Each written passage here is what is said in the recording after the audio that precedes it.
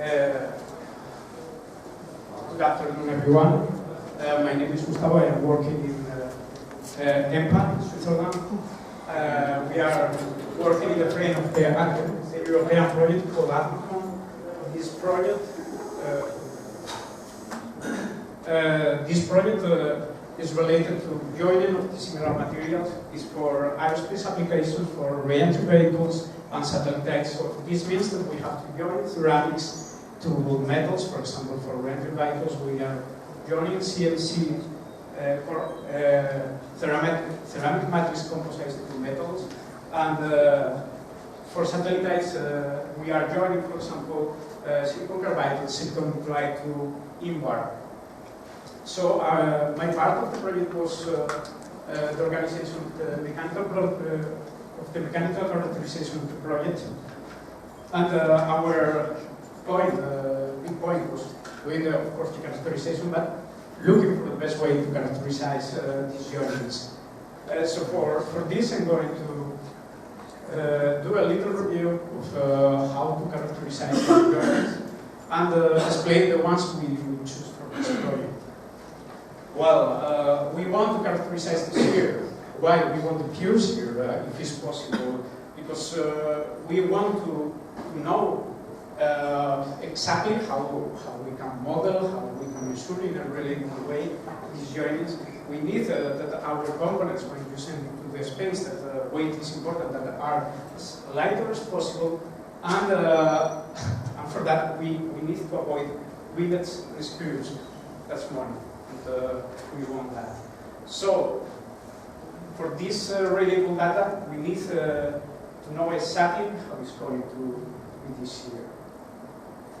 We have to take into account that most of the measurements to measure the shear, as we will see, are apparent shear. Well, bending test is the most used way to measure, to characterize the joints. Why? Because it's easy. 4-point bending, 3-point bending is quite easy to do, and it's quite adaptable to high temperature. And you can characterize the base material that you are using in the joint. For example, in EMPA, we did some molybdenum joined with silicon carbide braced. And okay, you can break it, you have a number, and it's mostly tensile, but you can compare and you can know why it fails. This is the factor here of the samples. In the left is a good sample, and in the right is one sample that fails because the adhesion into the molybdenum was not good. But if we want the shear, you want a good shear, you need to produce shear without any mixed stress. That means without any tensile, without any flexure, or compressive shear stress in the joining area. We need, if possible, easy geometry. And if you can adapt it, of course, to experimental testing, it's better. In the literature, the standards, you can find quite a lot of standards to measure the shear. The ones that can work for ceramics are quite lower because due to the currency of the ceramics, that they tend to break before in the ceramic than in the joint. Most of them are apparent ones. They have several problems apart from the mixed stress. And we only have one for ceramics that is really pure shear. It's the 4 asymmetrical cone bending. And believe me that prepare samples in ceramics for this kind of test is quite challenging when you have to do the analysis. The most used one is the lab shear ones. There are plenty of ASTM, ISO, Japanese standards to measure a shear strength by this lab shear, many of them. But it has problems in the tensile. You don't have an homogeneous shear in the joining area. You have a lot of tensile stresses in the joining area. For example, here you always have an opening that it means, for example, in the adhesive that are quite sensitive to cleavage. You will not have really a reliable measurement. And is dependent of the material you are using and is dependent of the geometry you are using. So it's quite challenging to compare it. If you use compressive, okay, it's a little bit better. You still have a lot of problems with this. In any case, in our project, to know exactly if we can compare our samples using lab shear, we launch internal round robin using steel joined with aerospace glue that is ISO 9321, and with a controlled thickness, and we see that all the samples broke in the same way, and it was not so bad just to compare results in between us.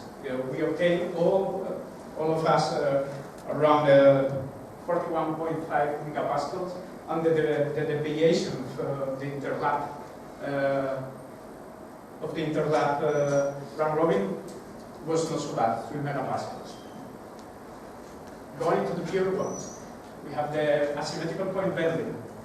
As I told you, it's a pure shear, but it's not doesn't work always. When you have a ceramic, you need that your joint is not so good.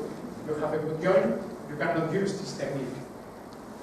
You have to notch it when it's not a good one, and in any case, the accuracy of the repeatability of this technique is not so good. So for this, we decide to analyze how good is the torsional shear strength. It is a technique that was used in the 60s for blues, and in the last times there are several labs in Japan and in Torino and in US that are using these ones for silicon carbide joining for nuclear applications. The good thing is that it's quite easy to adapt this technique to high temperature and to low temperature. We tested it with many materials, but I'm going to focus now on the silicon carbide joined with Lab. For this one, we joined silicon carbide bars with Lab, and we tested. Here is in temperature by bending test, and we see a good thing that is that Lab can work quite well to 300 degrees, and then this is the comparison with different results from the literature in green. Ours is in black.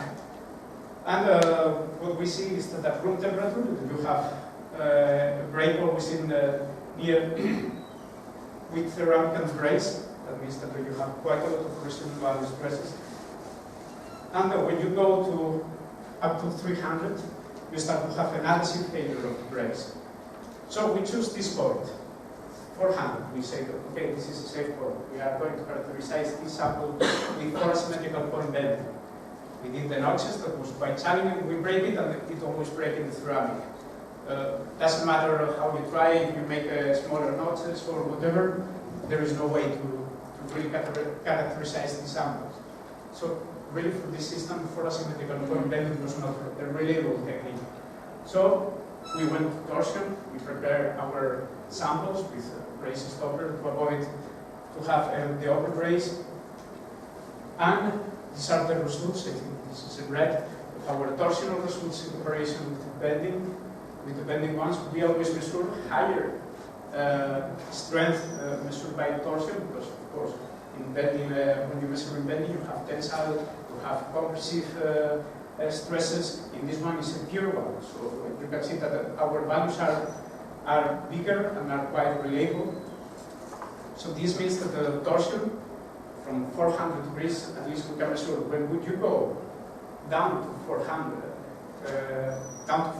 degrees? There is no way to really measure the shear strength of the material, because it breaks again in the ceramic, because the low buoyancy of the ceramic part. This is how it looks when you measure, when you characterize the fractography of the samples. You can see here, this is the 500, you have brace on both sides. It means that you are really measuring the shear of your brace. If you compare with the ones that are here when you measure the bending of this system, you only see an adhesive failure, so you are not really measuring what is bending what is your brace. And this is at a higher temperature that you start to see adhesive failure in the area of higher stresses. So with all these results that we obtained in the project, we submitted a recommended practice to ISIS, where we explain how it should be the torsion machine, how should be the holders, the different geometries that you can use for this test, and the experimental procedure, and of course the calculation of the final shear. With this recommended practice, we want to launch an international run robin to really see if this is a good test that we can do a standard with it.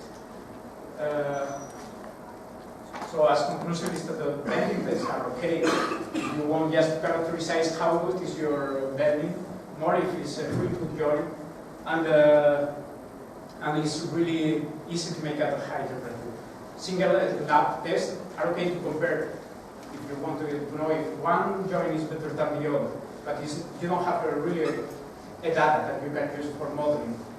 And torsion shear test, it has a good perspective to make a standard of it. Thank you for your attention.